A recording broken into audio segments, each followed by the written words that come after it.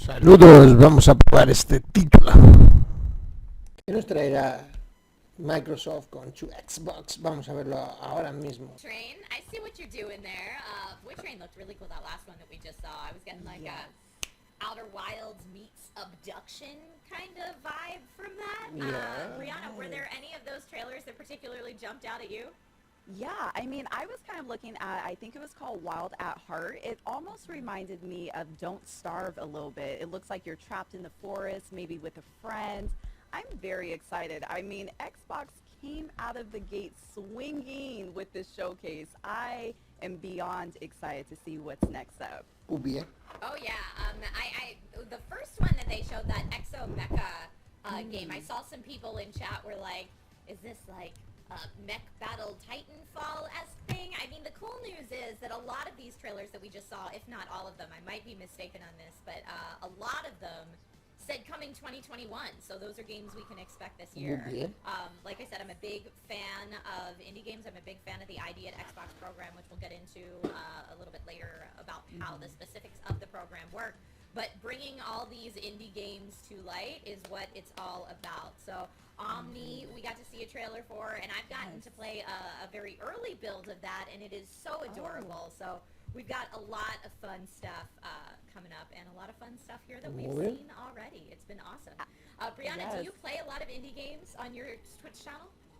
I do. I kind of switch off. I mean, my favorite thing about indie games, honestly, is the art style. I am such a sucker for not only good graphics, but just visually appeasing games. And I feel like with indie games, you get so much of that. And also, by the way, I do want to remind the Twitch chat at home, please sound off. What game did you see from that last trailer are you excited about? I would love to hear it, and you never know, your comment can end up right here on the big screen. Yes, I see Burnt Toast TJ. Enséñame trailers. Chat says, so great to see such wonderful support for indies. Yes, 100% yes. So yeah, that was Exo Mecho. I believe Ascent was the name of the second one. Omni, The Wild at Heart, and Void Train there at the end. Really, really cool. Oh, yes, I am excited. Oh, yes, I love that we're able to see this again. Here was Exo Mecha, I believe is what this one was There's called. Exo Mecha. This is the one that some people were comparing to Titanfall. I don't know, my first thought when I saw those mechs, I saw kind of the circular light design in the center of their chest, and I was like, Pacific Rim? Now, not all of them have that, but this is reminding me of every great mech battle that I know. And look at that, we have underwater. I think I saw a grapple hook. There it is, a grapple hook mechanic in this. Is this a type of game you think you could see yourself jumping into? See, I'm a little funny when I play games. I'm not a huge fan of first-person shooter type games. However, the graphics are very, very nice. I mean, and it looks like it's action-packed. There's so much going on. Like you said, you're able to go underwater. It looks like you were shooting at a helicopter in the last clip that we saw. This looks pretty good. I might have to give it a try. I love the folks in chat right now that are so hyped for the Among Us segments coming up that they're just saying this game is super sus. This trailer looks so sus. I get it. But yeah, that was just one of the, so that was 1, 2, 3, 4, 5 trailers already shown. And like we said, we've got a packed show for you today. So lots and lots of trailers coming out. I thought Exo Mecha looked super, super cool. That Cyberpunk one, I think it was called Ascent. I think the Twitter handle was Ascent. That's right. That Cyberpunk one felt very like Shadowrun-esque to me in a good way. And I mean, I don't know about you, but I played through Cyberpunk 2077, and it didn't quite scratch the Cyberpunk itch in the way that I was hoping for. So maybe this game totally could. Maybe okay. We'll see. Fair enough. Omni just looks stunningly beautiful. Is Omni more the type of game you would traditionally stream? Yeah, I would kind of look more towards Omni. Like I was saying before, Wild of Heart is definitely something that captivated me and caught my eye as soon as I saw it. So I am very excited. And I like that you said that about that cyberpunk feel because, you know, some people are kind of looking for something in that genre if cyberpunk didn't exactly do it for them. So I'm excited about these. Yeah, I see Mundane in chat says, Mundane Salad says Shadowrun is greater than Cyberpunk. You know what? You said it, honey. But I don't entirely disagree with you. Very spicy, very spicy take. on there today. So, folks, like I said, that was just a snippet of some of the fun that we have for you today. But let's bring in our first guest. So, our first guest on today's show is the Senior Director of the ID at Xbox program, which has been helping independent developers self-publish their games on Microsoft's Xbox consoles for the last 7 years. Wow. And if you're wondering what types of games ID at Xbox are working on right now that will be coming soon to a console near you, well, here's a sneak peek.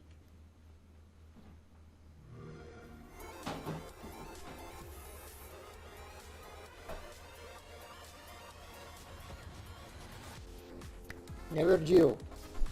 Qué buena pinta.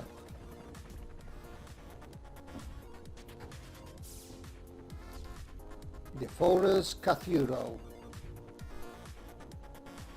Vaya.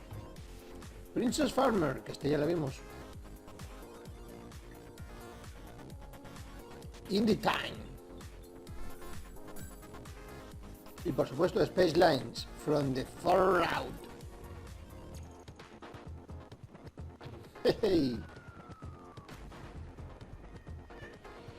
Little Witch in the Wood. Esta ya la vimos también.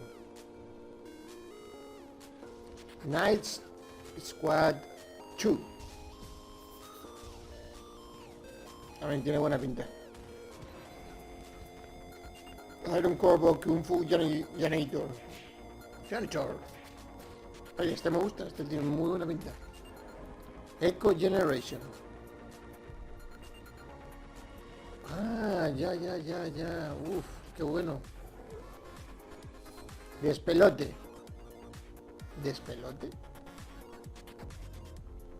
Curioso. Alba. A Wildlife Adventure.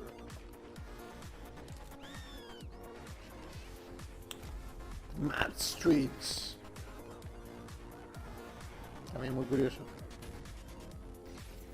Riftbreaker.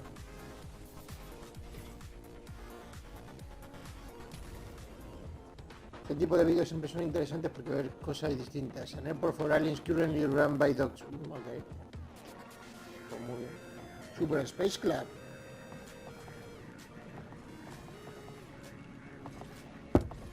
Lake.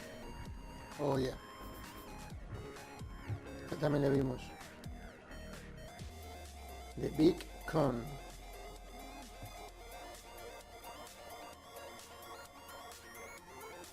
Patriot, The Dark Wild.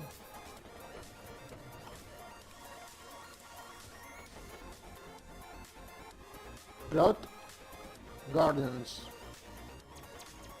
Muy curioso también. Alchemy Cutie.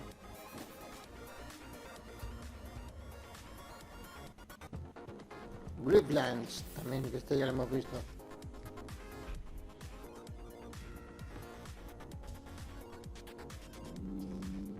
Adiós. Pues nada, adiós. Adiós. Clausy. Estamos en un momento muy bueno. Onsen Master. Para todo este tipo de juegos. Madre mía, vaya tela. Dungeons and Dragons Dark Alliance.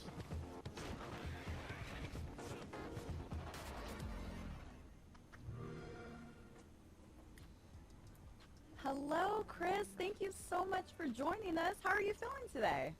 Good, thanks. Yeah, thanks for having me. Of course.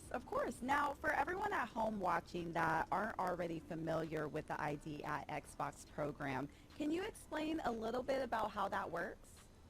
Yeah, sure. So basically we're a program at Microsoft that enables independent developers to self-publish their games. So they come to xbox.com/ID, they sign up, they tell us what kind of game they're making, and we send them dev kits, they start development, they make the game, and then they're the publisher. We try and help amplify the promotion with things like what's happening today, and then the games come out, people play them, everybody's happy. It's awesome. It is awesome.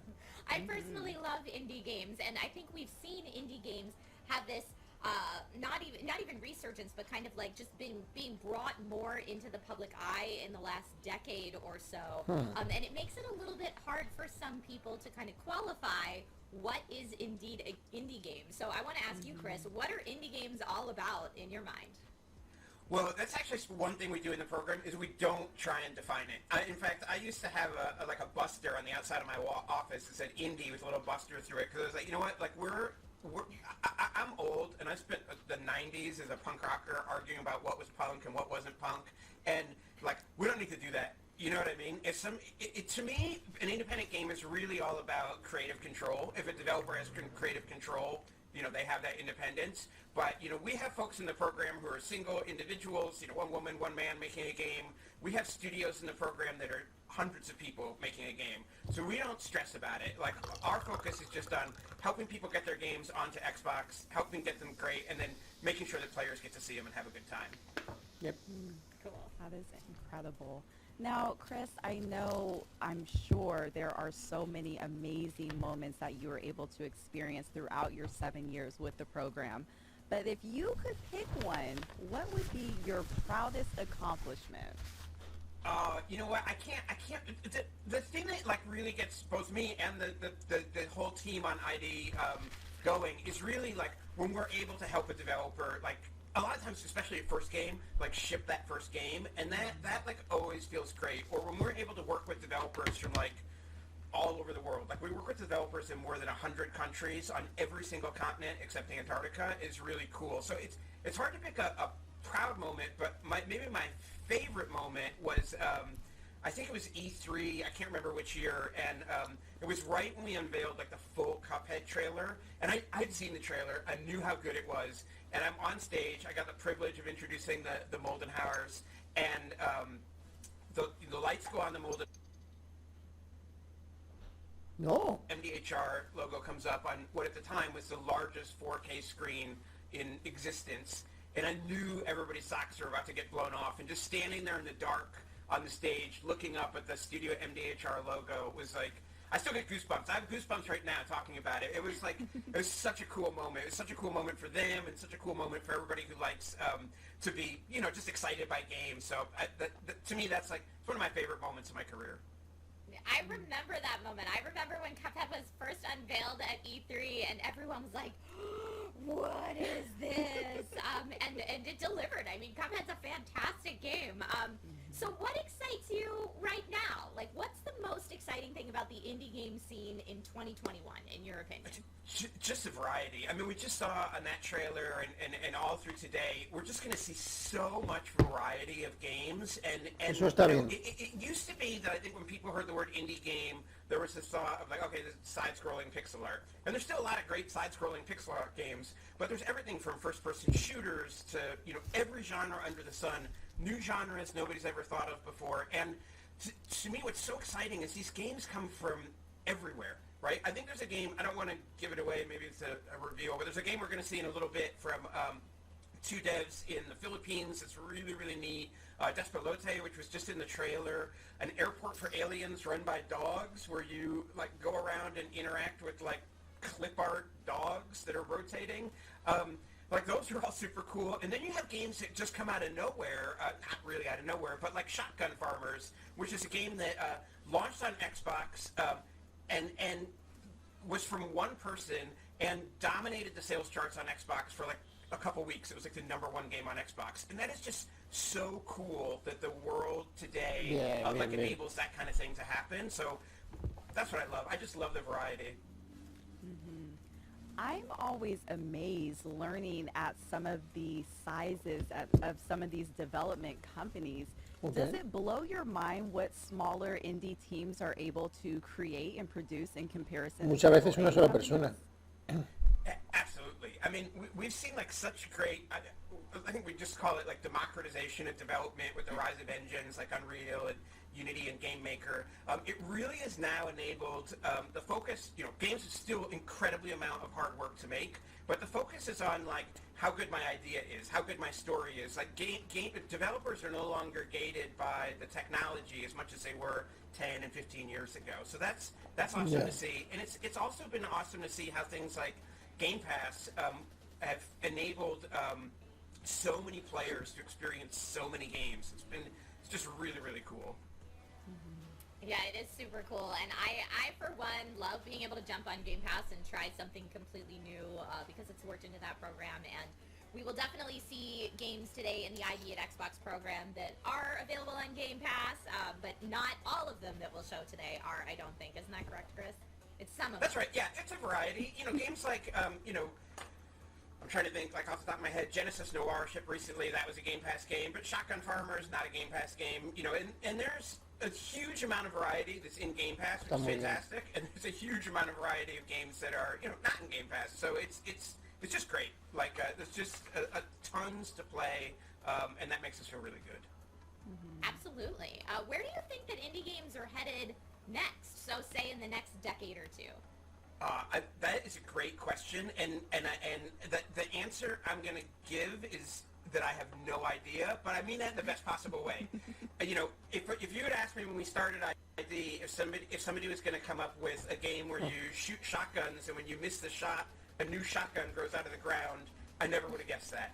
If you had asked me, is somebody going to make like a game that's hand animated 1930s animation, I never would have guessed that. And so what I love about indie games is they're always surprising us. They're always giving us something new. And so when I say I have no idea what we're going to see in 10 years, like, that's what excites me. Like, if I knew what was going to happen, I might not be as excited. So yeah, I think in the best possible way, I have no idea. That's really interesting you say that. I am kind of curious with these next generation consoles that have just released very recently. How has that transition been? Has it been kind of difficult or?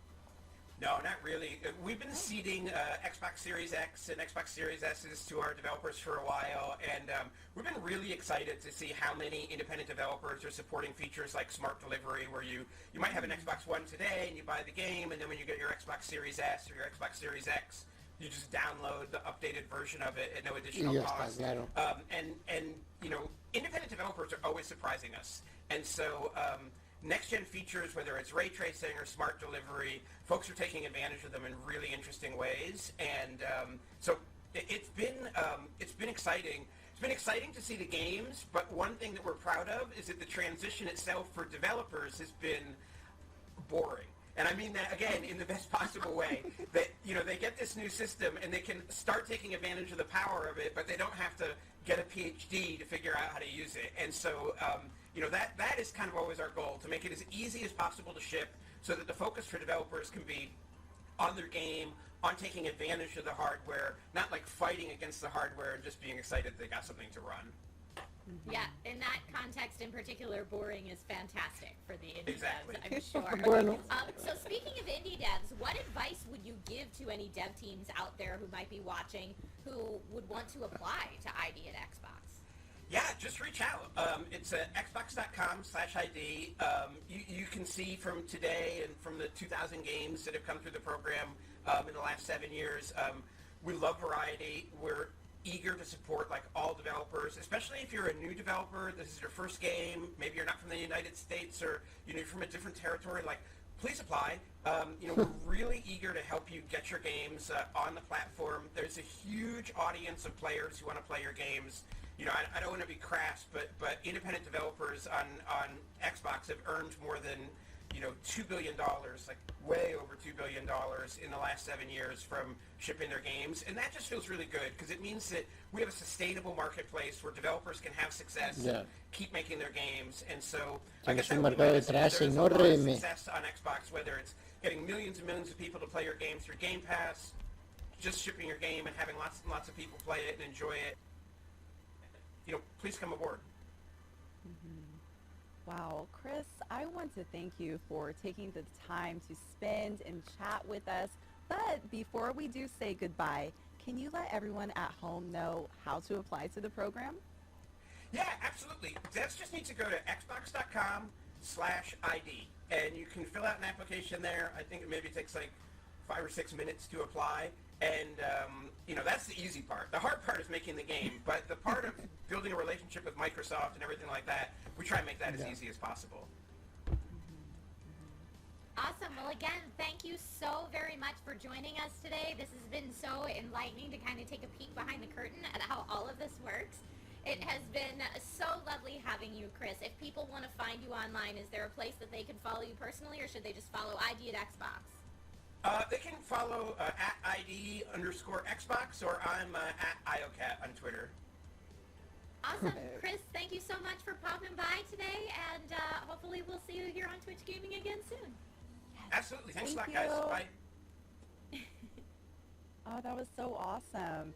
And it seems almost simple for developers to apply. I didn't know that it was Bueno, almost más that o menos, no easy. te creas. That's Lo pretty difícil es hacer el cool. juego. Yeah, go to a website, and it takes about 5 or 6 minutes. And I've known about the ID at Xbox program for years and how it helps indie devs get their games out there and get their games finished. And what an awesome program it is. But yeah, I also didn't know how easy it was for devs to apply. So for anyone watching this who has a game mulling around up here, even if it's just in concept phase, Xbox.com/ID is what Chris told us, and fill it out there and see if you can help. Bueno. If Xbox can help bring your game to reality and bring it to Xbox Yes. consoles. Oh my which gosh. is- I mean, I feel like what Chris was saying, sometimes starting is the hardest part, but to even put your foot in the door by applying to the program, I mean, oh my gosh. I know there's some developers in the chat watching. Go ahead and get started. I see you guys in there. Let's do it. Yeah. Yeah, I absolutely love, like I said, I've been following this program for a while. When you go to a convention like an E3 and you go to kind of Microsoft's convention floor booth, like their section of it, there's always an ID at Xbox section. And whereas a lot of people go in and kind of hunt for the big AAAs, I'm usually scanning the floor for the ID at Xbox section, because that's where I'm going to go and find the games that, like you said, Brianna, if you're in it for art style, if you're looking for like the game that brings out all the feels that you need to have a tissue box handy for, if you're looking for those fantastic scores and compositions, a lot of times that's where I'm like, ooh, I will find something really unique that maybe I haven't checked out here, which is it's just fantastic. And as we mentioned, Cuphead was an ID at Xbox game. There's so many, I believe Oxenfree might have been originally as well. So many great games, and I know people in chat are teasing and hoping for games that we will talk about a little bit later in the show as well. So don't worry, we've got lots of stuff coming. We do. We have so much coming. But up next, everyone, streamer Kate Stark will sit down with the team behind the new game Moonglow Bay, which takes place along the peaceful eastern Canadian coastline during the 1980s. In Moonglow Bay, you play as an old rookie angler struggling to keep your business afloat while coming to terms with the death of your lifelong partner, sorry. There's the But feels, after exploring the world a little bit, you come to learn not everything is what it seems. Let's take a look at the trailer. ¿Vamos allá?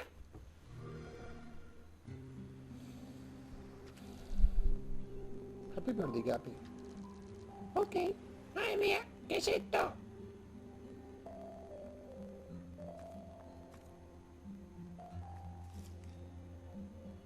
Well, Guppy, you did it. Your first catch. No, 40 ya.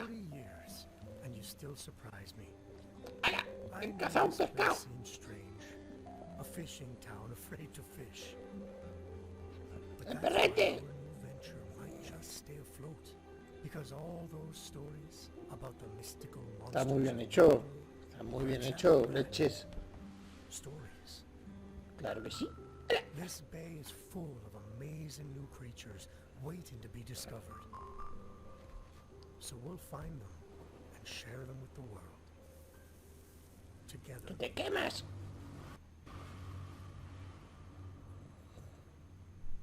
As long as this book is by your side. ¡Claro!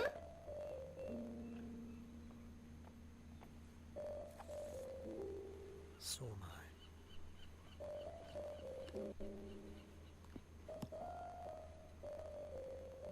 Welcome home. Oh, bien. Moonglow Bay. Tiene buena pinta.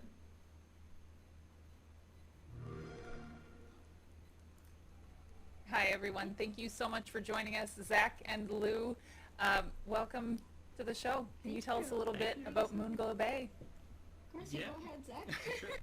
So Moonglow is like was said in East a fishing RPG slice of life set in the eastern coast of 1980s Canada, though fictional.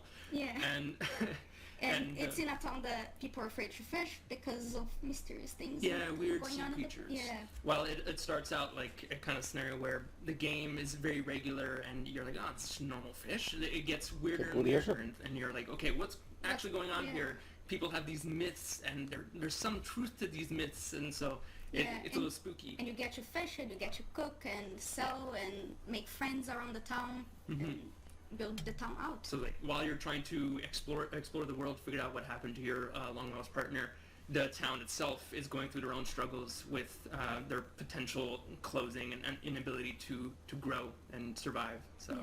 it's kind of like a in tandem Everyone growth, helping each other. helping each other. Yeah. Yeah. Sounds amazing. Now, without spoiling too much, what can you tell us about the town and what went into creating life in Moonglow Bay? Oh, it does. So the town is having its centennial, so it's gonna be 100 years old, and it's completely falling apart. It has no money. The town hall is closing, and you kind of like gotta help Well, it. you moved into the town 3 years prior with your partner, thinking like, okay, we're gonna retire here and we're gonna just open up a little fishing shack. But then they go on their adventure. Your partner goes on their adventure to start up the shop, and they never come back. So now you're kind of like left alone. You're like, oh, I don't know what to do. And everyone else is also closing down. So you're like, oh, I need to, like, I want this to survive. And your daughter comes back and it's like kind of like picks you up and says, let's do this. Let's figure this out. And, Let's fix this town up. yeah. And There was so much, like, I did so much research on my side, like doing concept art and stuff about Eastern Canada in the 80s, like going to like little groups and checking like people's memories and the photos that they took of the East Coast of Canada. So and also in the fashion, because even though it was set in the 80s, the fashion hadn't caught up for like 20 years. Yeah. So, No, it definitely had not. you know. Well, I mean, what inspired the story on Moonglow Bay then? Because it seems that you did a lot of research into it, so you must, like, and very specifically Eastern Canada as well. So what inspired that? Well, I mean, I always like fishing games. I think a lot of us always very much like playing the mini games, I'm mini one of those fishing people, games, and yes. RPGs, and yeah. So it's just like it's one of those things. I was like, well, what if like this has to be feasible as a whole scope game? And I found and with loads of other mini games that you yeah, can and also it's play. like Legend of the River King, like was Oh, yeah. like 10 years Gran ago, juego. almost 13 years ago since it came out, and I was like, no, this has to like we need to kind of like see what's feasible here. So we And like the story is like Zach and I met living in Quebec, yeah. and like my family has history with fishing. Zach has. As a kid, I helped run a little fishing shop selling fish by the lakeside, and it was kind of like, you know, there's this connection. We're like, this is actually really chill. We wanted to make a game that was very relaxing, and Qué bueno. this is the perfect kind of thing because fishing is pretty chill. And yeah, we just felt like it was the perfect environment to start off, and then we just from there started researching East Coast because we want to go into the ocean, get this vast space. And also it was a little bit of wanderlust of mine because my dream has always been like I'm gonna go live in Nova Scotia. It seems like the most beautiful place, most Nova calm Scotia, place. yeah. So it kind of has that part as well. Yeah, like that. Yeah, that starry-eyed feel of like, oh, new town, beautiful, and that's why like one of the things in the game is to kind of build this town up and make it Yeah. prettier over time. So there is also a little bit of mystery around the story and around the town. Sí, es un juego hecho Are por you solo able dos to tell us a personas. little bit about that? Sure, yeah, like a little hint, which is basically like there's a lore that exists in the world itself. It's not like the fish aren't typical, and they start off typical, but as you get deeper, you get into different biomes. So like regular water is what you're seeing right now, but then like it spreads into like these sulfur zones, these like it's heavy glacier zones, and you're like, how does this doesn't exist in oceans? How does this happen? And so it's kind of like the Bueno, pausita. Hasta pronto. Let's go. mystery of That's also like part of the thing that is making people so afraid. Like people go fishing and they don't come back. and they just it's completely So it's bewildering. everything is kind of fueled by myths in the town because nobody has the courage to actually go fish and find out if the myths are true or not. So you kind of like everyone just gossips to each other. Yeah. Yeah, so you can go talk around. You're gonna fill up a journal to see what these myths that people have accumulated are, and then you can go and like see what truth there is to this, and something like there's always gonna be like, okay, go to this location, you're gonna find this weird fish that's gonna like nibble at your ankles. You're like, wait, what? And so yeah, so it's like stuff like that for the player to find out. So more specifically on that, how do the game mechanics work? What can players expect when playing Moonglow Bay for the first time? Yeah, so it's a core loop of going out fishing, and then coming back and cooking whatever you've caught in your home, and then you sell it at your vending Yeah, machine. it's a less intense mechanic, the selling itself. Yeah. The cooking is like a bunch of fun mini games. Like Cooking Mama style kind of stuff. Yeah, and the fishing is like you have several different kinds of fishing. You can rod fishing is the one that goes the most complex. It has like different levels of difficulty based on the fish and equipment. And then there's trap fishing, there's ice fishing, net fishing, and line fishing, which is like a little bit more musical. So like you choose the style that you wanna fish with, and tricks to capture this 100+. Yeah, and there's like sea certain creatures. fish that can only be caught with certain tools, so you're gonna have to kind of go around and figure out what these combinations are. And also in your boat, you can expand, with the money you've accumulated, you can expand the size of your boat, the tooling within it, to get a little bed and a kitchen in the boat itself. So you can go fishing for days, So you can go fishing at sea for days rather than always having to come back to town. Yeah. I love the sound of that. Now, I know a question that a lot of our audience is going to be wondering and asking, and I am myself, can you pet the dog? Because I noticed there's a dog. Yes. Can you pet the dog? You can pet the dog is gonna follow you. He follows you around. It's your little companion. His name is Waffles. Yeah. He's adorable. Waffles! Yeah. Oh, I remember this game already. This is my new comfort game for sure. Lou, you were mentioning the art style. What inspired and influenced the art style for this game? So Zach and I, like, ever since we met, we did a bunch of like the little mock-ups and stuff, trying to figure out like what game do we want to make. And it started from the principle that Zach does voxel art, and also like I wanted to bring something really relaxing. So one of the things that it doesn't look like it because it's all squared and it's like has a specific palette and stuff. But one thing that inspires me a lot on the art direction is like Ponyo from Studio Ghibli, the movie. Yes. Yeah, so it's kind of like as well as Animal Crossing, like and the old Harvest Moons from the GBA. So all those things that are very relaxing games, that kind of slice of life, and all the colors are much softer. Yeah. It's all intentionally like catered so Yeah. you don't feel intimidated. One moment. Vamos allá.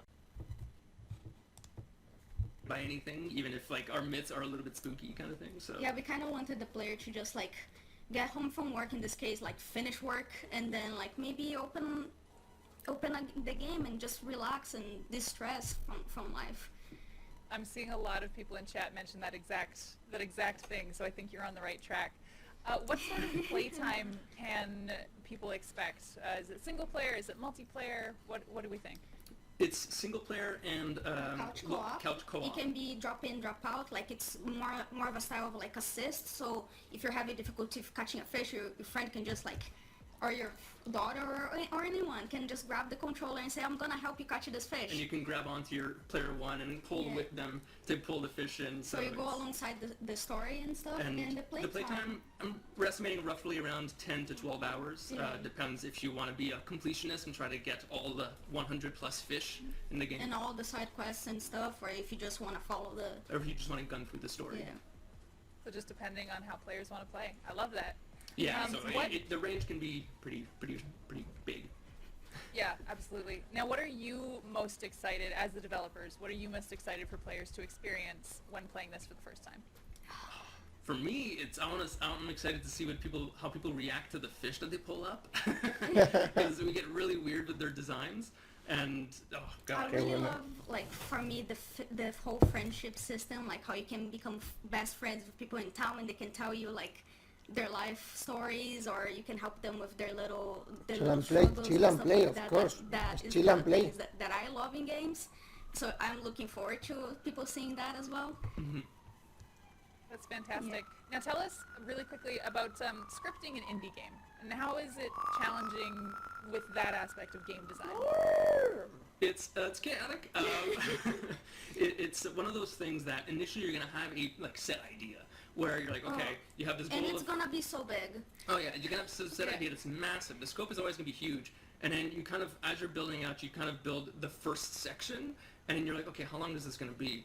And then you play through, and you're like, all right, yeah, that.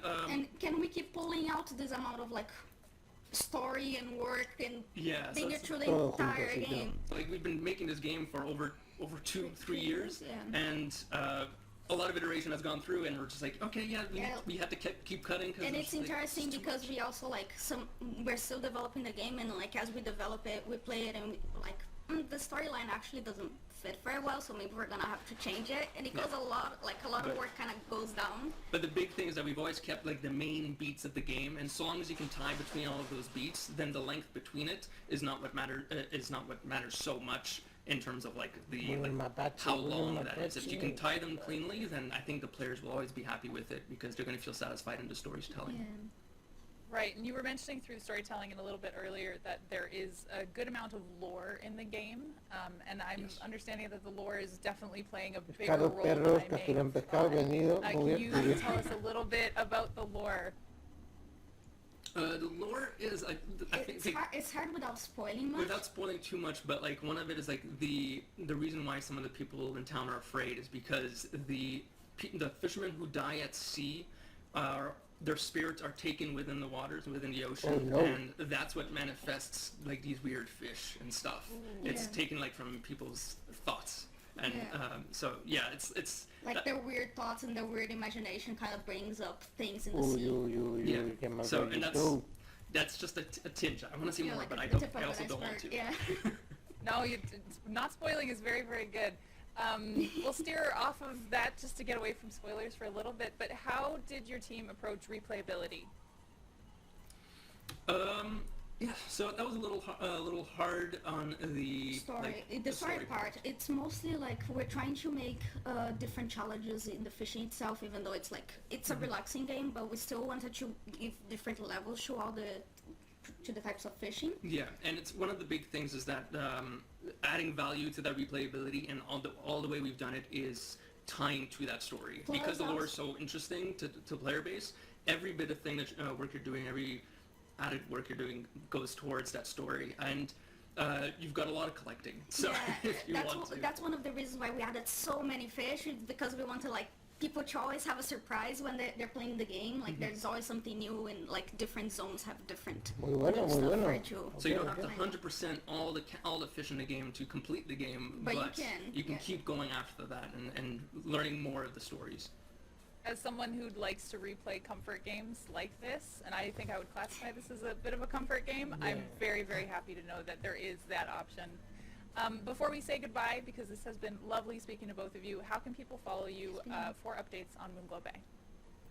So we have the Moonglow Bay Twitter account, an Instagram account, a Facebook page. It's all at Moonglow Bay. And we also, the studio itself is at Bunny Hug Games. On Twitter? On Twitter.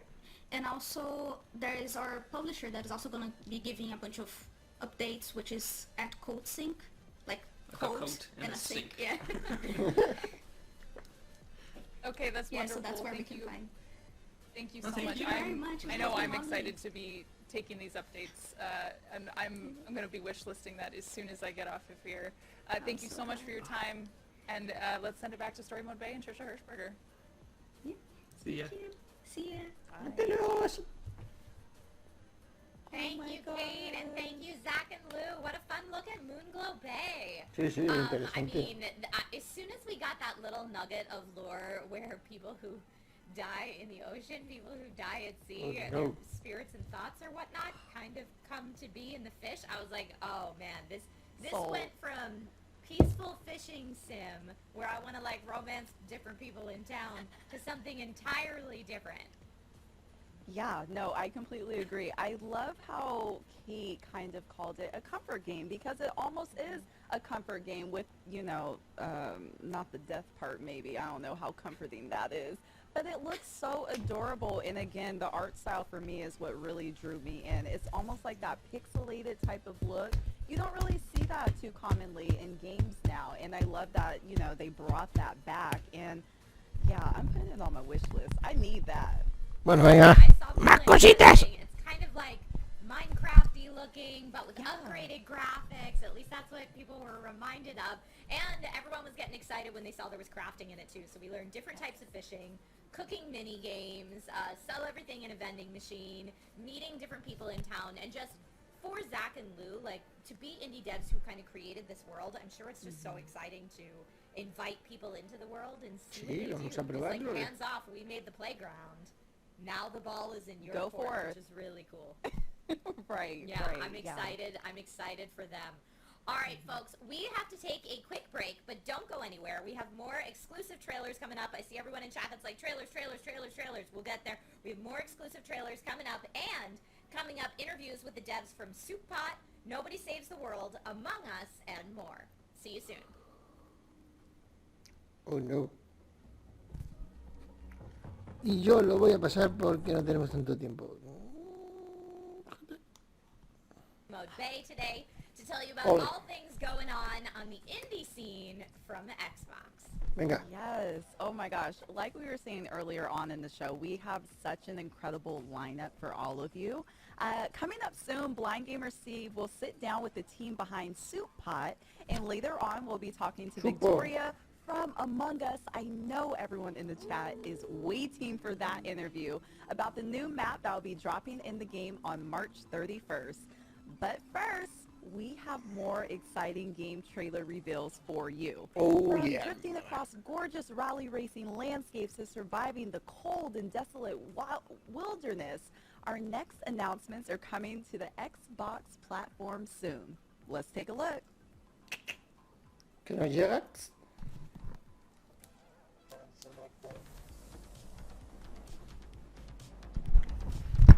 Bienvenidos a este juego de conducciones.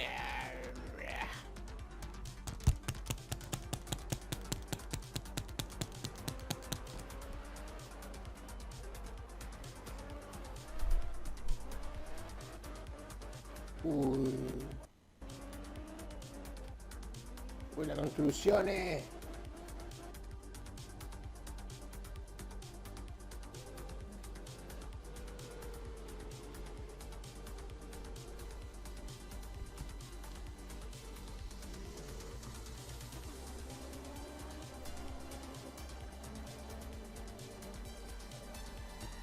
Sigue con el Relics.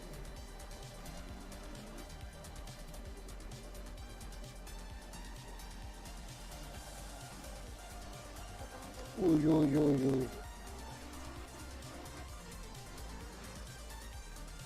¿Te vuelcas?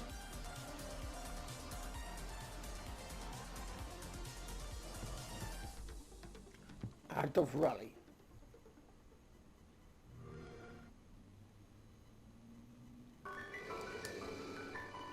Craftopia. Esto ya lo hemos visto muchas veces. Demasiadas.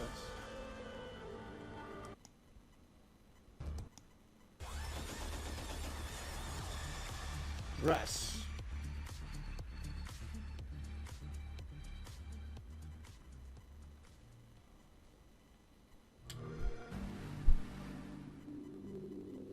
Studio Coba present. Team 17.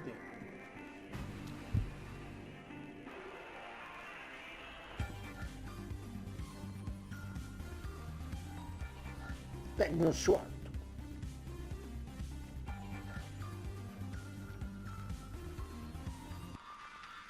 Me recuerda a Flashback.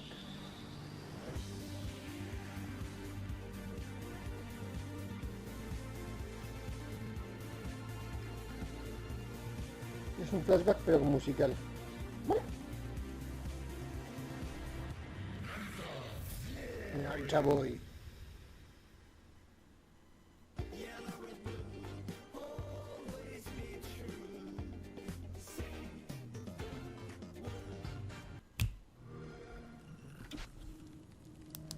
¿Qué has hecho?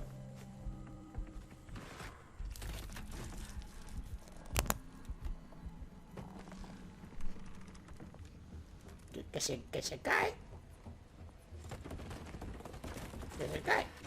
Meet the creepy AI-driven Mr. Peterson. This character has one mission, keeping you from discovering his secrets. Hello, and welcome to Hello Neighbor 2. In this game, you'll be playing as a local journalist named Quentin, who is suspicious of his creepy neighbor, Mr. Peterson. For those new to the Hello Neighbor franchise, this is Raven Brooks.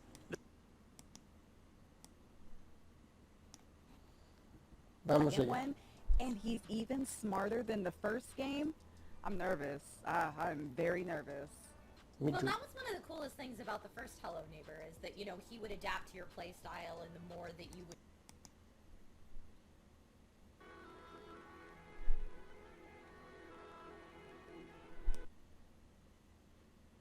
¿Qué es esto?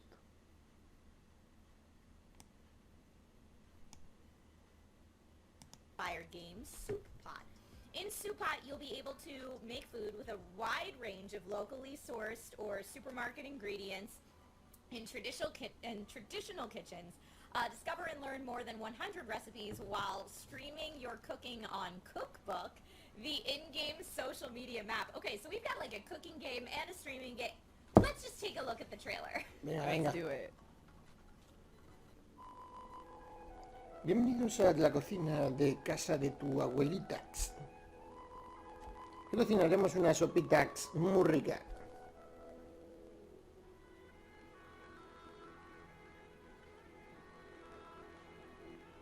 Rico.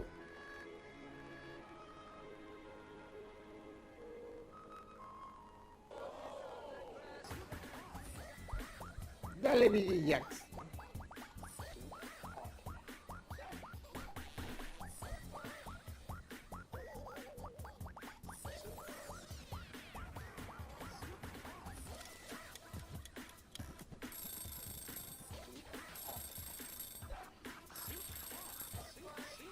Buena pinta tiene.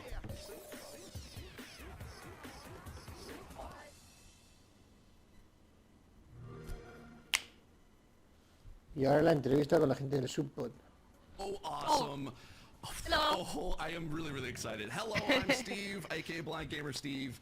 And to introduce our guest stars is what I'm here to do. It really makes me happy to introduce to you Gwen and Trina from Chicken Club Studios. Hello, Gwen and Trina. How are you? Hello! Hello. Was there anything? Oh my God, that's awesome. So, Soup Pot, tell us all about it. What is it? Tell us more. We need to know more details. So it's really weird. So- It's like our game, it's very chaotic. It's like, to summarize in one sentence, it would probably be a chaotic cooking game where you don't... Voy a pasarla, señor, por favor.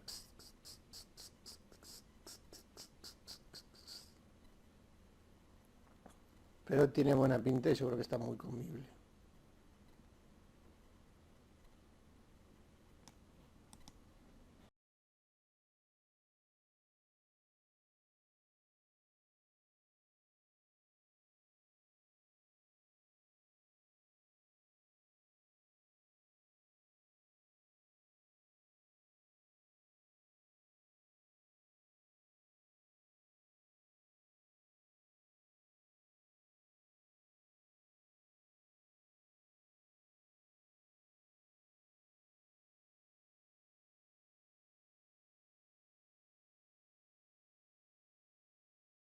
Showcase.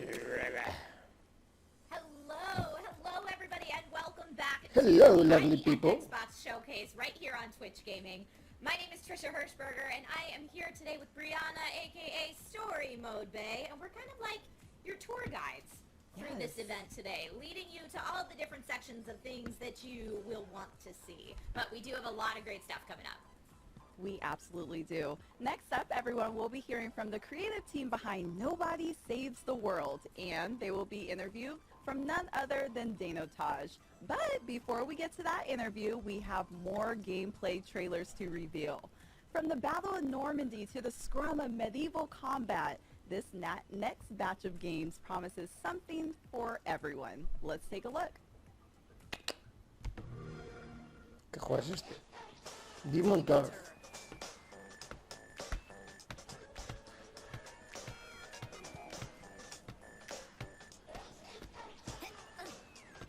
Oh, that game.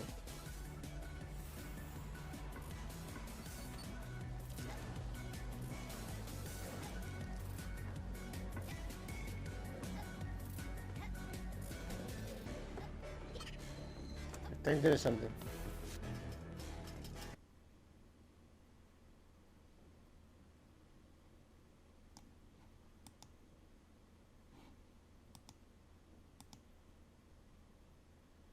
Se ha quedado pillado pensando, no sé por qué. Song of Iron.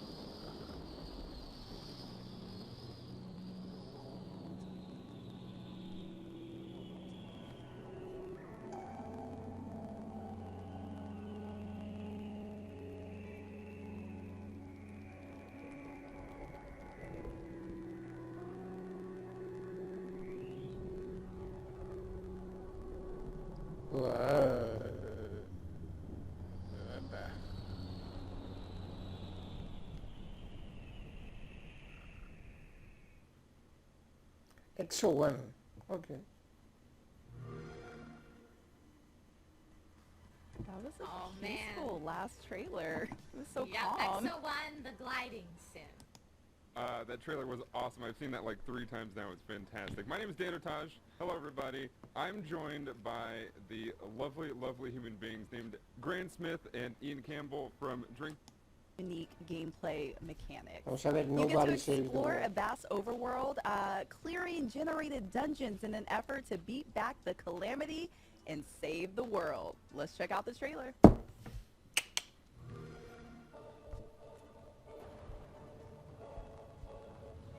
Oh, la calamidad, la calamidad. Dios mío. Nuestra Maus. Se ha ido.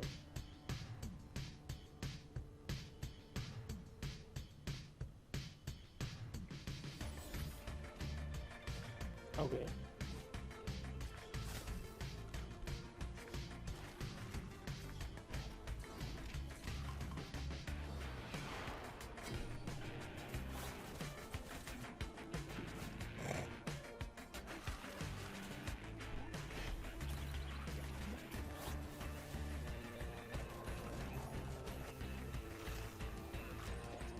Es una locura.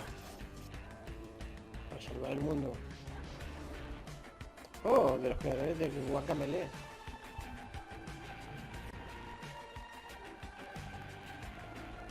Greenbox Studios, nice.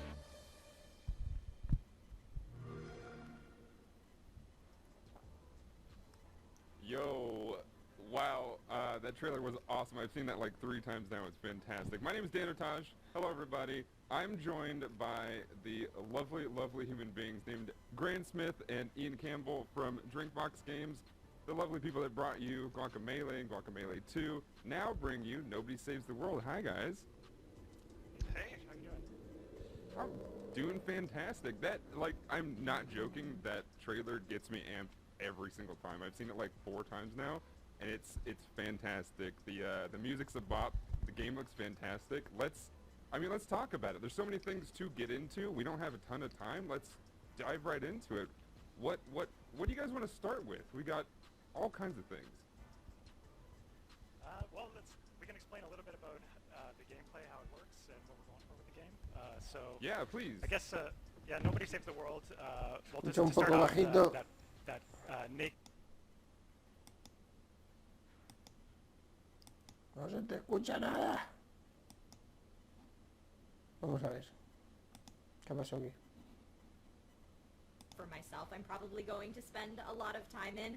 I think that Nobody Saves the World looks definitely interesting. Do you think it's something you'll probably stream? Yeah, I mean, I definitely want to check it out. And I love what you said, too, about the replayability, because I feel like there's so many games where you play and it's almost like it's one and done. But no, I want to get my money's worth. I want to play this a couple of times over and feel so excited about each playthrough that I do. So yeah, I'm definitely checking this out.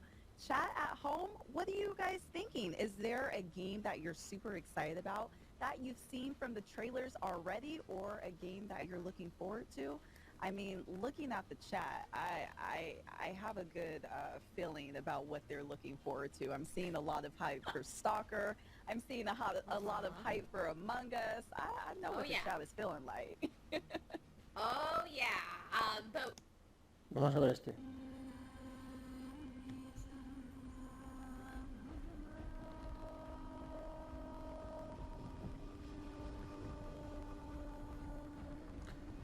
Ya. Este tiene muy buena pinta.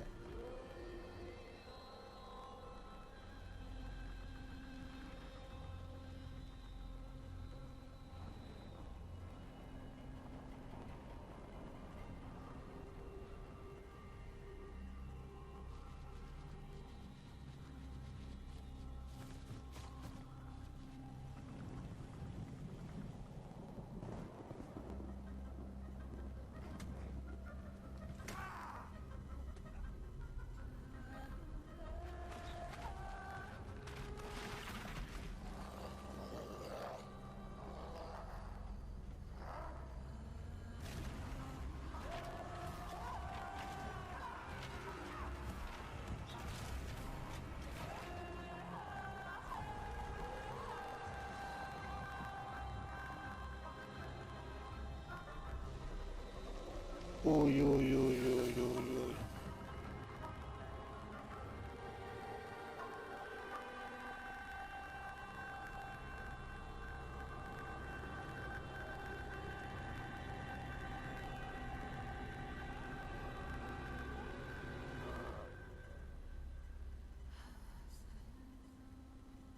Las oasis.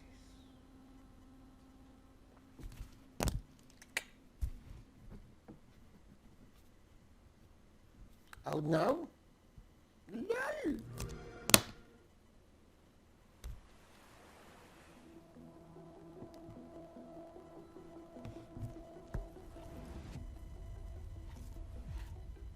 Turn-based tactical RPG.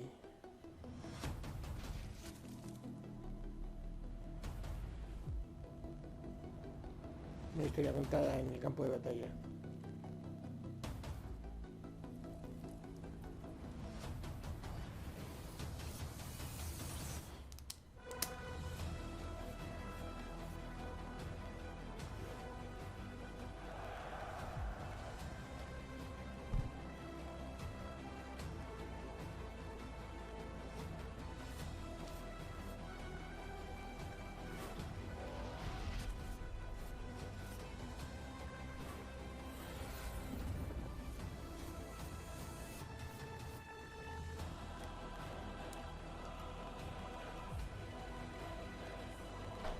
Un imperio a unir.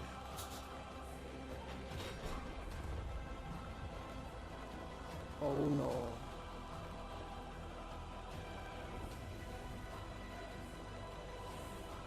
Para acabar con él.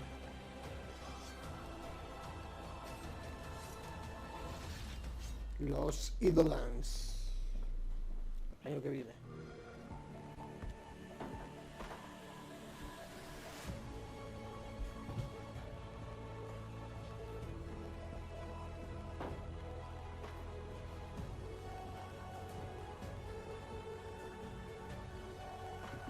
Lo mejor de lo mejor. Con tu toro. Porque esto es Low Mowing Simulator.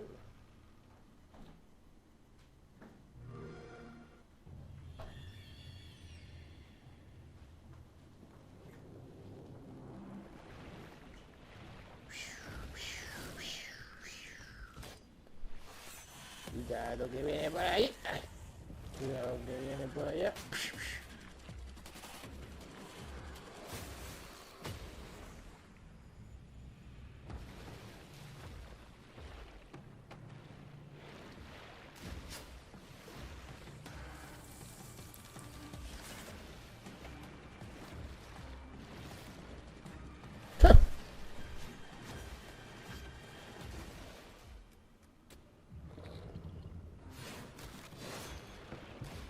Uy, uy, uy, uy, uy, uy. Ole.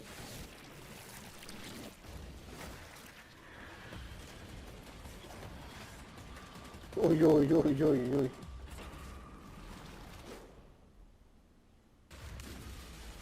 Está con todos. Oh no.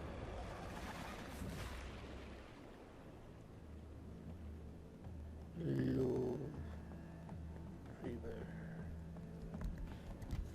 Oh, curioso, curioso.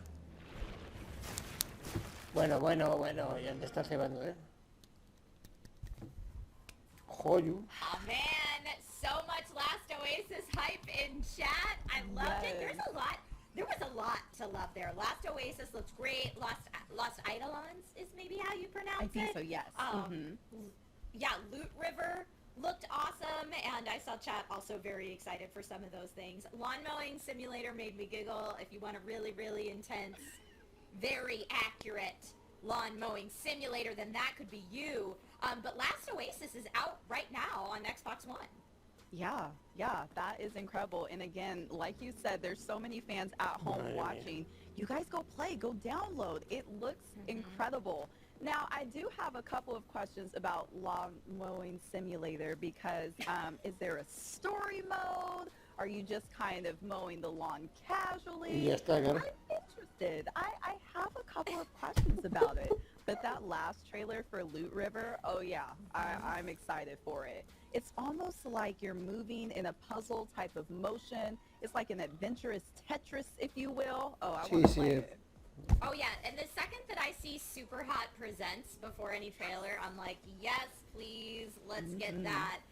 It looks like it'll be challenging, mixing the puzzle play with the combat, and the art style looks cool. The second I saw the Plague Doctor helmet and like wiping the blood off the front of it, I was like, oh, this is gonna be rad. I'm into it.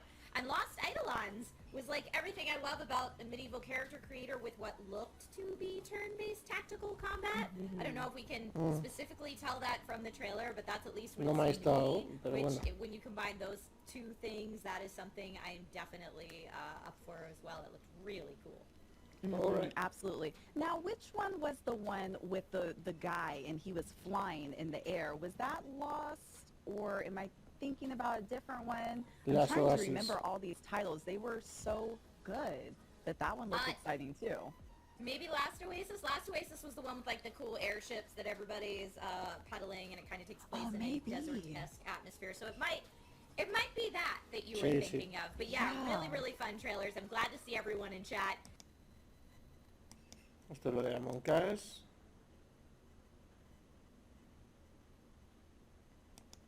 Y vamos a ver qué más On tiene back por to ahí. ID at Xbox Showcase right here on Twitch Gaming. Coming up, we have very special interviews with the developers from Death's Door, interviewed by Stallion83 and Technique is going to be able to chat with the developers behind 12 minutes. Ooh, this is a good show. But first, streamer Stallion83, like you said, will chat with the devs behind the new game Death's Door. So in Death's Door, you'll be playing as the Crow, where reaping souls of the dead is all part of an honest day's work. But the job gets lively when your assigned soul is stolen, and you must track down a desperate thief to a realm untouched by death, where creatures grow far past their ex-purity and overflow with greed and power. Let's take a look at this trailer now.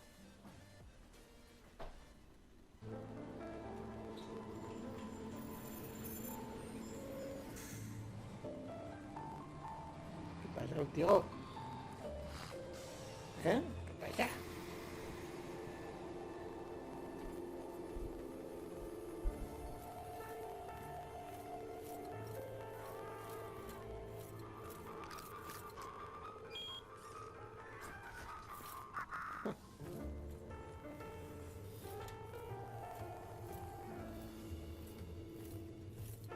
Están fumándose un petilla, ¿eh? ¡Ah!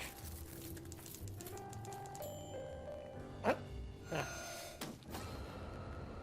Uy, uy, uy, uy, uy, uy.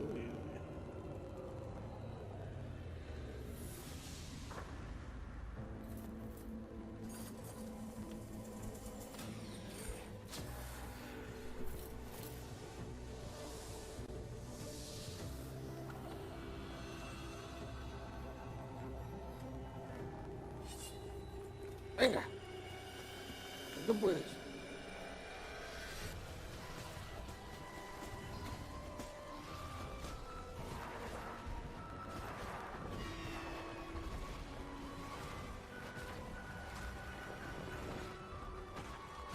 Qué curioso.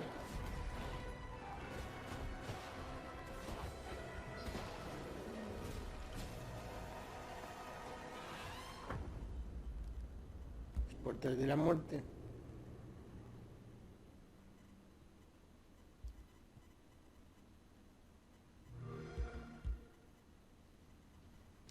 Now that was very cool. I'm Stallion83. With me today, Mark and Dave, and they are here to talk about Death's Door. Thank you guys for joining me.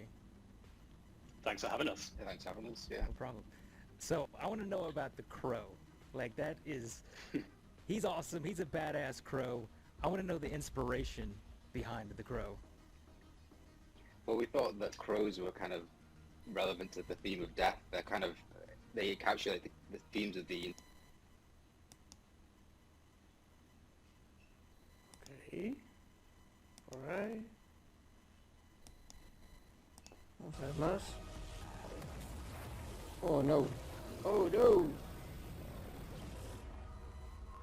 Second extinction.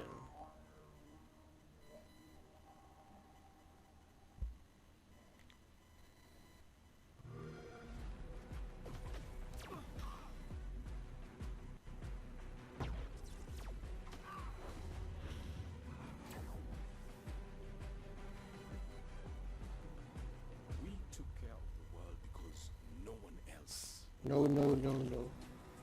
We thought we could keep everything safe, protect everything that mattered. And we were wrong. What was the difference between the people on the inside or the outside? Neither of them gave a damn about the beings that power our way of life. Turn-based encounter strategy, of course. Trespassers are the same.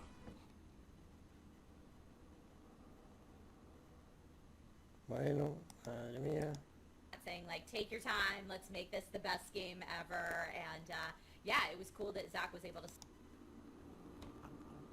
Este juego, madre mía. Uf. Silently repeat these phrases. May you be free from suffering. May you be free from fear. May you know peace and joy. 12 minutes.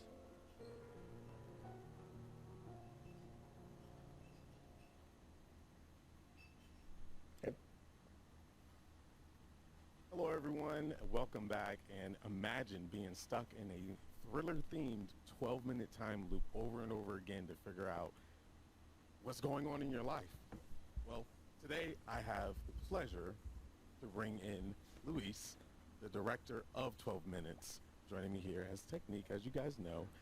Luis, I am, this game, when I first saw it at E3, I was just like, what is this? And what's happening, because it reminded me of an old movie called Butterfly Effect a long time ago. I remember seeing it when I was younger, and it blew my mind. Can you introduce yourself and tell the chat a little bit about yourself and about this game, 12 Minutes? Hey, Technique. Yeah, definitely. So 12 Minutes is it's an interactive thriller about a man trapped in a time loop. The whole game happens inside an apartment. Mm-hmm. You come home from work, you're having an evening with your wife, then this guy shows up. He accuses your wife of murder, and then he attacks you, you pass out, and then you go back to the start of the evening. And then you have to use the knowledge that you accumulate every loop to try to change the outcome and hopefully break the loop. It all happens inside the apartment. It's all in real time, and the game doesn't really tell you what to do, right? So it's kind of up to you to decide what to do based on what you experience. Qué bueno. I love that. It seems there's so many setups for failures and maybe one success. But before we get into all the complications of the game, we have to know, and I'm pretty sure you got hit with this question, when is the game going to be ready? Because we are ready to get our hands on this and experience 12 minutes and find out how to overcome this loop. So the game, we're at the final stage, like final stages. We're doing QA, polishing, a lot of playtesting, making sure that the game is really smooth, finalizing the music. It's going to come out soon, very, very soon. Definitely this year.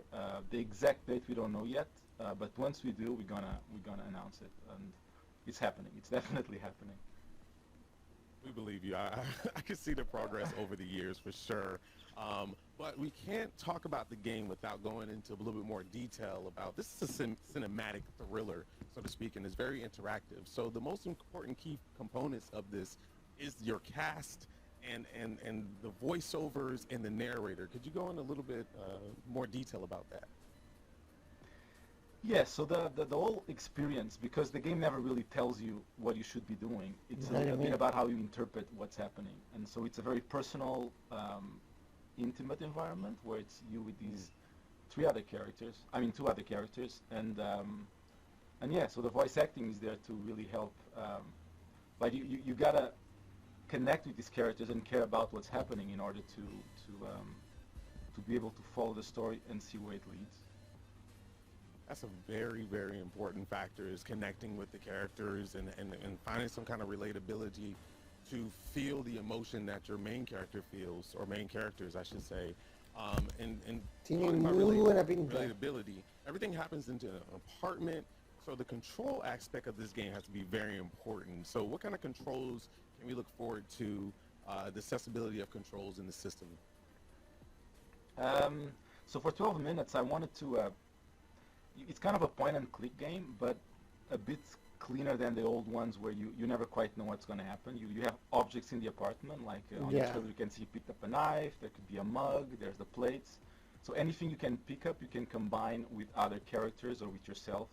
And then there's things you can like open the door, close the door, and it might seem that it's not that many interactions, but each one, the characters react to everything you do. So very quickly it branches out into many possibilities.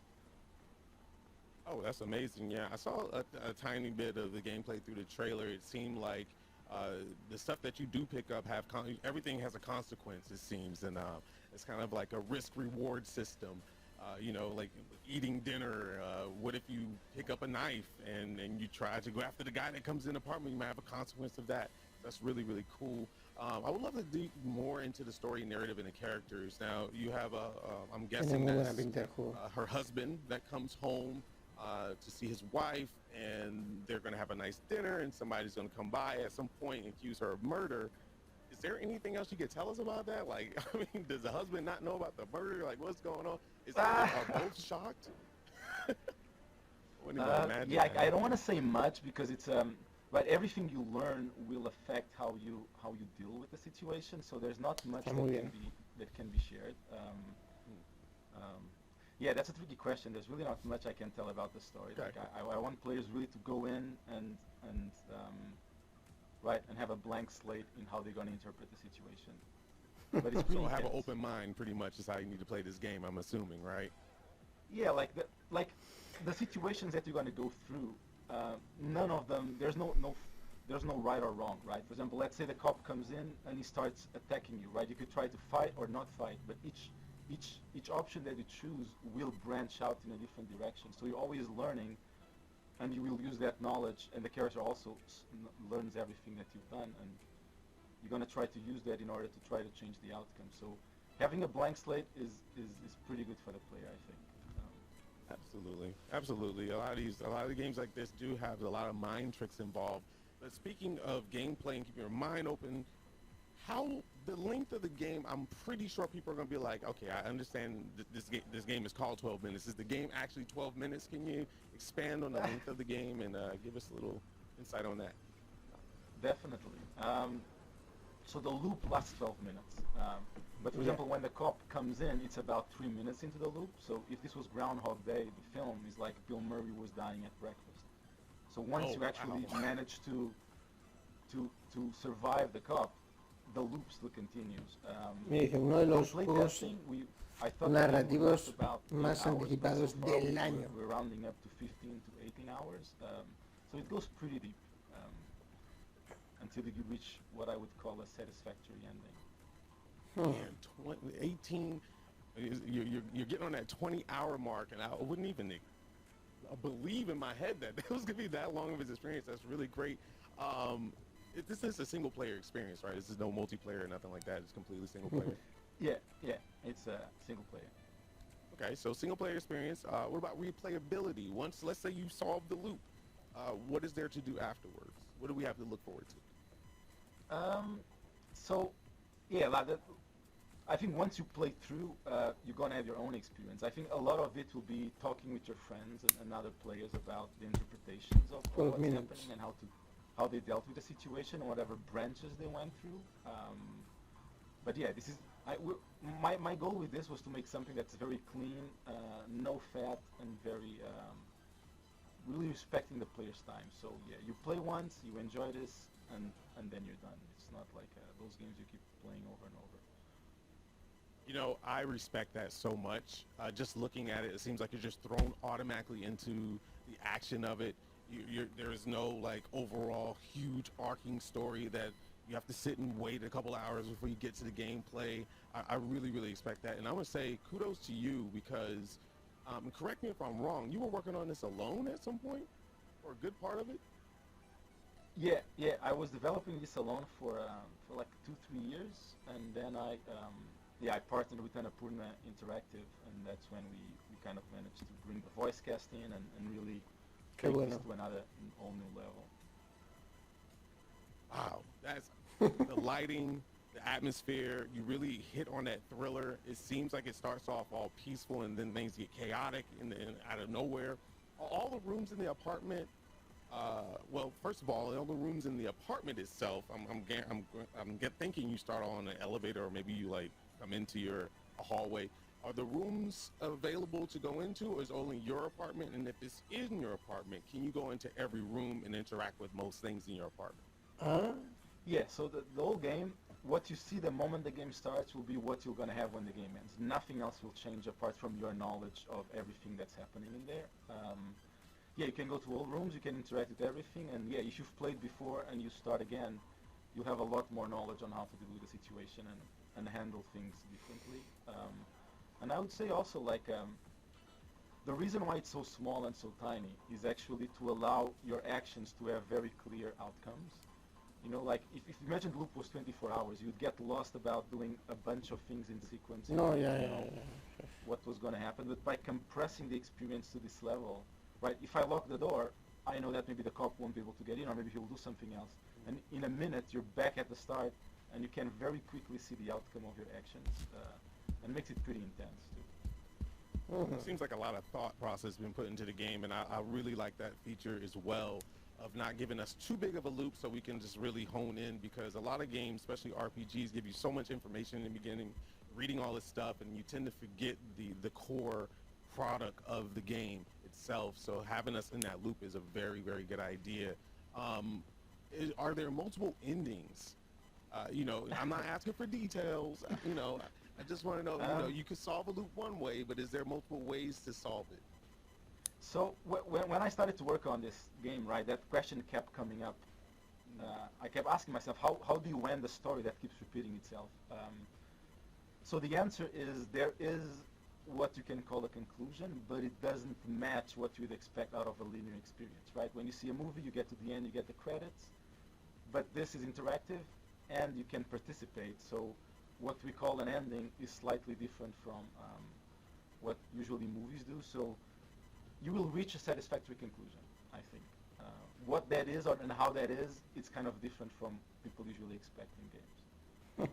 That's amazing. Louis, I have to ask, this concept is something that we don't see often in video games. Were there any inspiration that led to creating this game? You said about 2 to 3 years ago you started it. Did you have any kind of inspiration behind it that could lead into maybe even more titles like this?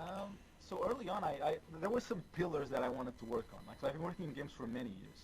I've been at Rockstar, Ubisoft, worked on The Witness with Jonathan Blow, and always as an artist. I was always on the artist side of things. And this idea of repeating the same amount of time over and over, which games do naturally, you know, what if that repetition was actually something you were aware of, right? Rather than Tomb Raider, you die, you reset, and you're doing the same thing, but no one acknowledges what's happening. So along with this, I wanted also to kind of take things from the movie industry, like from the cinematic side of things, you know, like for example, like Hitchcock, Rear Window, the way you spend the whole movie sitting in the balcony and interpreting what's happening. Or like in Memento, where Nolan changed the order of the scene so that the player feels what the character is going through, right? and as I started to learn to program and make the game, I realized that we do have these tools as a game designers, and we can bring them in, you know, how you interact with the environment, how much information we give you, how the world reacts to you. So it was slowly, each element I would bring in, Muy hypeado por 12 minutos. Sí, claro. in the same language that and in the same theme and message I'm trying to convey. If yes, it goes in. If not, I would take it out. So and slowly these things start to grow into 12 minutes. Wow, so that's really cool. We really don't, in chat, I just want you to understand, we really don't get to hear this side of development, right? We get to see the game where we're like, oh, this is cool, this looks beautiful, and this, that, and the other. But it seems like, Lewis, you have almost like a movie direction or cinematic background, and be able to lay out a game, and you were just doing art side of stuff. I'm pretty sure you took a lot of those tools that you got from all those other developers and brought it into making your own. Do you see yourself making more titles with more cinematic approach? Because I think this is a wonderful avenue that a lot of games typically just throw for cutscenes and not really give us the player experience in. Yeah, I mean, I wouldn't call it I think it's cinematic, but I would call it, I think it's like the history of games has this background of, you know, you have levels, you have objectives, you have coins and goals. I'm like, what if we bring some aspects of it, but not others? And I think for this specific experience, I think being cinematic and bring a lot of cues, you know, from films about the way the actors move, the way they talk to each other, the tempo, and everything makes sense. And I would like to keep doing that for sure. But if the next titles would be similar, I don't know. But I think this idea of really paying attention to the elements we bring in, like, for example, the top-down. The main reason for being top-down is so that you can easily navigate in the environment. Bueno, Luis. Like, if you bring first-person. 94 said concept sounds amazing. Well done. ¿Qué es esto?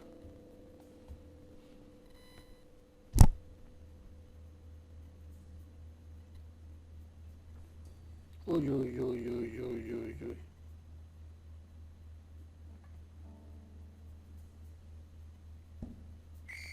Hello, stranger. You look well rested. Slept the whole weekend. Anyway, I should probably just get going. Someone's in a hurry. Get in there, Jack, my son. Good morning! Derek's in a good mood. Derek? Who the hell was that? What? Jack, you sure you're not still feeling ill? He's my boss? Yeah. So, what do I do when I get there? It's Monday. That means sprint planning. You're going to coordinate with your team on their tasks for the week. That's no good with stuff like that. Bueno. Well, he's right. I don't think anyone would follow me into battle. It's simple, trust me. Jonah's working on modelling the last of the cream cakes for Mrs. Clapson's tea shop. Letitia's putting the finishing touches to the AI for the retirement home scene with the shell-shock veteran. And Tobias is writing up the design for the interactive funeral procession. And Maya is midway through implementing Rumble support. Jonah cakes, Letitia's shell shock, Tobias funerals, Maya Rumble. See? You're a natural. Sí, todavía. Hello. Good weekends, everyone? Get up to anything interesting? No. Okay, let's see. So I'm supposed to go around everyone and check what you're all working on. So, Jonah.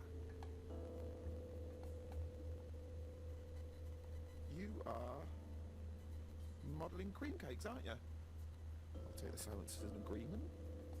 Okay, Letitia. You're doing something with AI? No, IA. For retirement homes.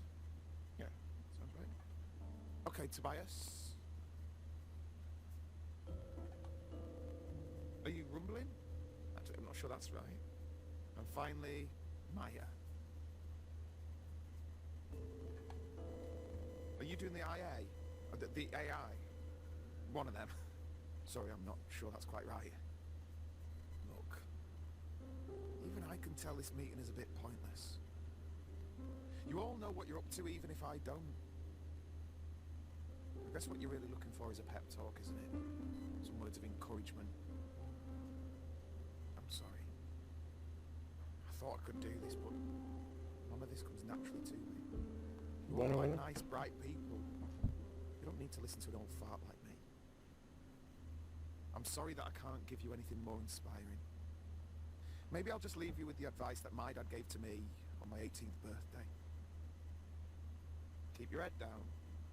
Don't take unnecessary risks. Stay out of debt. Cheers. And that's just a quick look at Last Stop. Be sure to check out more updates soon as we're getting Rise to console and PC this year.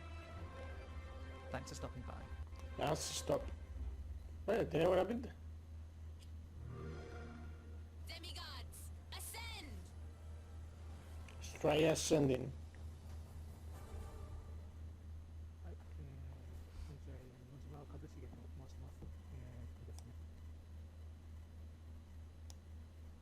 Well, I think we have the answer for you. Let's take a look. Vamos a terminar.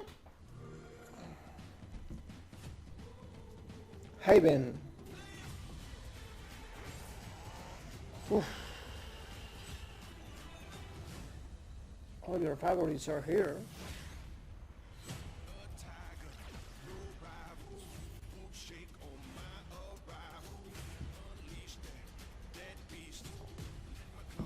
Deep Rock Galactic. Stop dancing and get to it. Well. Recompile. The Wild Heart.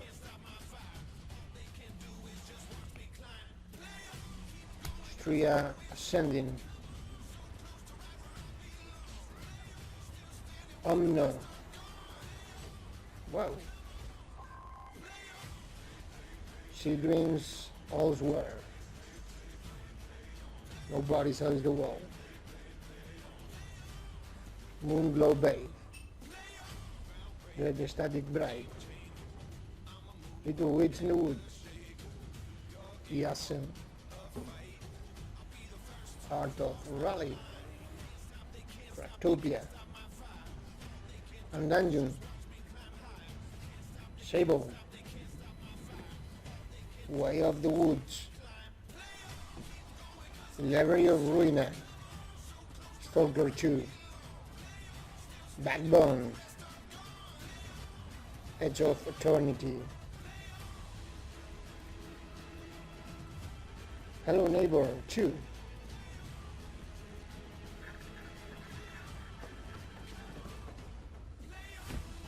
Boyfriend Dungeon. Narita Boy.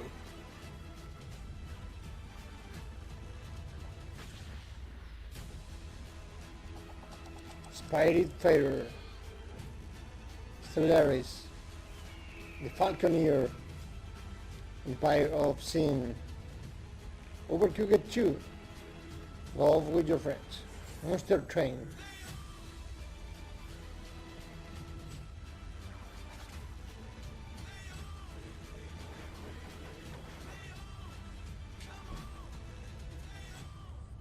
Xbox Game Pass.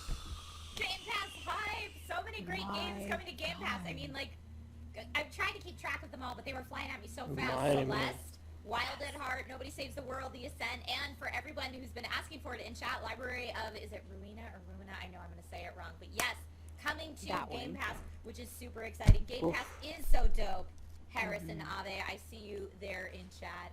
But yeah, so we've seen a lot of great games today. We've seen a lot of teases, and of course, super hyped. Brianna and I are both super hyped about what is coming to Game Pass. But I just want to take a moment to thank everybody who's joined on the show today. We had Chris Charla from ID at Xbox earlier, Victoria Tran from Inkslot for Among Us, Gwen and Trina were here to talk about, from Chikung Club, to talk about Soup Pot. Lewis was here just recently to talk about 12 Minutes. Graham and Ian talking about Nobody Saves the World, which was awesome, from Drinkbox Studios. Zach and Lou were from Bunny Hug, and they were here talking about Moonglow Bay. Mark and David were here from Acid Nerve talking about Death's Door. And, of course, a huge thank you to all of our streamer friends and guest hosts who were here today. Kate Stark, Stallion83, Danatage, Technique, and Blind Gamer Steve. You guys were all awesome, and Brianna and I literally couldn't have done the show and shown you all of these wonderful indie games without you. So, yeah, Brianna, how you feeling? Oh my gosh, I can't believe we're at the end of our show. This was so Muchísimo. amazing to be a part of and co-host with you. I do want to take a minute to shout out to production for holding it down behind the scenes. I know it is not easy putting these shows together and getting everyone in their right places where they need to be. So thank you. We do appreciate you. Now, if anyone's, looking for me on the internet, my name is Story Mode Bay. You can find me on Twitch, Twitter, Instagram, TikTok, if you're into that sort of thing. Come by and say hi. I promise I don't bite at all. Now, Trisha, where can everyone find you? If people want to find me on socials, on Twitter, Instagram, etc., it's that girl Trish with no I in the girl, so just that GRL Trish. Or right here on Twitch, you can find me at Trisha Hirschberger. Just my name. It's like right there. Yeah, right there. But this has been so much fun. If you are an indie games fan, I do an indie games showcase on my channel every Tuesday. But you can expect to see lots of AAAs and stuff on my channel as well. But we have a real good time. Stop on by and say hi to the Dragon Rider Army. And thank you to everybody who's been here in chat, who's been commenting. We see you. demasiado, Thank you just for participating in the show. And also shout out to anyone co-streaming this event today. Yes. I know all the things here on Twitch Gaming are co-streamable, so to all my co-streamers out there, what's up and thank you. So again, just thanks to everyone who was part of the showcase today. I hope you found a new indie game to fall in love with, and we'll see you soon with more great content here on Twitch Gaming. Thanks everybody. Bye. Bye. Abrumado. Encuentro abrumado. Madre mía, nos vemos con más en pronto. Adiós.